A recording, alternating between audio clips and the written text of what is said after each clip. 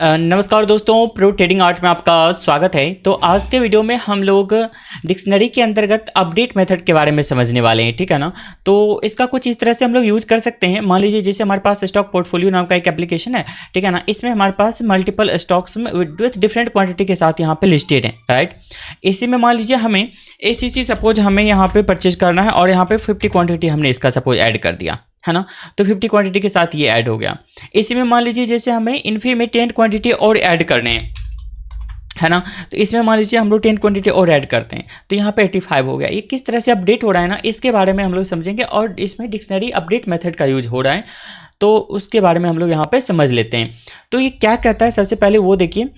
यहाँ पर अगर हम लोग देखते हैं ना, तो अपडेट मेथड क्या करता है, अपडेट मेथड को यहाँ पे एक दूसरा डिक्शनरी चाहिए होता है पैरामीटर के रूप में, है ना। तो merge the content of another dictionary into the current dictionary.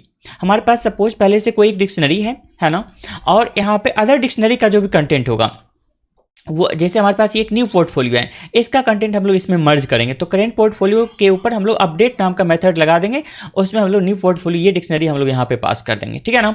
तो if there are overlapping keys, यानी पहले इसमें ओवरलैपिंग किया है, यानी इसमें जो किया है ना सेम की अगर इसमें भी अवेलेबल है तो उस केस में क्या होगा, the value from the other dictionary will overwrite the values in the current dictionary.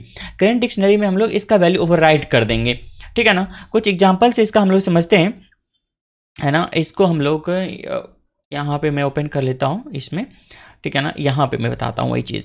मान लीजिए हमारे पास ये डिक्शनरी है, ठीक है ना। इसको हम लोग प्रिंट कर रहे हैं सबसे पहले, और उसके बाद न्यू डिक्शनरी है। इसमें हमारे पास यहाँ BPCL यहाँ पे 200 स्टॉक्स के यहाँ क्वांटिटी के साथ है। और इस करेंट पोर्टफोलियो जो है ना हमारा डिक्शनरी प्रीवियस डिक्शनरी, इसके ऊपर हम लोग अपडेट मेथड लगा रहे हैं, ठीक है ना। और यहाँ पे ये BPCL इसमें नहीं है, और इस पे को अगर हम लोग रन करेंगे यहाँ से तो अब क्या होगा, है ना। यहाँ पे पहले इसमें देखिए BPCL नहीं था, अब लेकिन इसमें BPCL ऐड हो गया।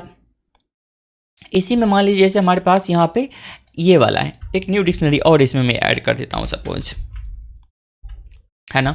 तो यहाँ पे मान लीजिए 75 क्वांटिटी था, इसको अभी हम लोग 100 कर दे रहे हैं। तो हमने क्या पढ़ा था वहाँ पे, अगर की ओवरलैपिंग है, यानी कि यहाँ पे भी है और इसमें भी है, तो उसका वैल्यू क्या होगा, ओवरराइट हो जाएगा। पहले 75 है, अभी यहाँ पे 100 है, तो ये 75 रिमूव होकर के 100 हो जाएगा, है ना। अगर इसको मैं रन करूँ तो यहाँ पे देखिएगा इन्फी का जो वैल्यू है पहले 75 था, अभी 100 हो गया, वैल्यू ओवरराइट हो गया यहाँ पे। लेकिन अभी जो मैंने एप्लीकेशन दिखाया था वहाँ पे ऐड हो जा रहा था, वो सब किस तरह से कर रहे हैं ना वो मैं बता रहा हूँ। तो उसके लिए इतना कोड है, ये मैं अपने यहाँ पे कम्युनिटी पोस्ट में इसको पोस्ट कर दूंगा, आप वहाँ से एक्सेस कर लीजिएगा इन सभी कोड को। तो यहाँ पे देखिएगा ना, तो हमारे पास ये इनिशियल डिक्शनरी बना हुआ है, ठीक है ना। इसको हम लोग लिस्ट में ऐड कर दिए, ठीक है ना। यहाँ पे मैं जैसे फॉर लूप चला रहा हूँ, इसके ऊपर करेंट पोर्टफोलियो डॉट आइटम्स वाला ये बता दिया हूँ किस तरह से रिटर्न करता है, ठीक है ना। उसका यूज करते हुए हम लोग वहाँ पे वैल्यू ऐड कर देते हैं, है ना। जैसे मान लीजिए इसमें इनिशियल वैल्यू जो ऐड हो रहा होगा वो इसके मदद से यहाँ पे ऐड हो जा रहा है। उसके बाद अपडेट पोर्टफोलियो, यानी हमने यहाँ पे इनपुट लिया और इस दोनों इनपुट का वैल्यू हमने यहाँ पे स्टोर कर लिया। अब इसमें चेक कर रहे हैं वैल्यू है या नहीं, है ना। वैल्यू अगर होगा यहाँ पर तो फिर हम लोग यहाँ पे क्या कर रहे हैं ना, तो वो पॉइंट देखिए। सबसे पहले न्यू स्टॉक बना रहे हैं, जैसे यहाँ पे हमारे पास न्यू डिक्शनरी था ना, न्यू पोर्टफोलियो नाम का, उसी तरह से हमारे पास न्यू स्टॉक यहाँ पे बना रहे हैं। ये क्या डिक्शनरी का ही फॉर्मेट हमने लगाया है। यहाँ पे की क्या होगा, तो जो सिंबल यूजर ने इनपुट करके रखा होगा, राइट।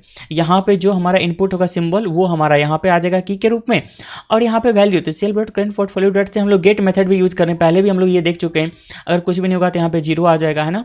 तो प्लस क्वांटिटी, अभी जो करेंट क्वांटिटी है वो हम लोग यहाँ पे ऐड कर रहे हैं, ठीक है ना। तो यहाँ पे ये वाला देखिए, तो ये वैल्यू ऐड हो जाएगा।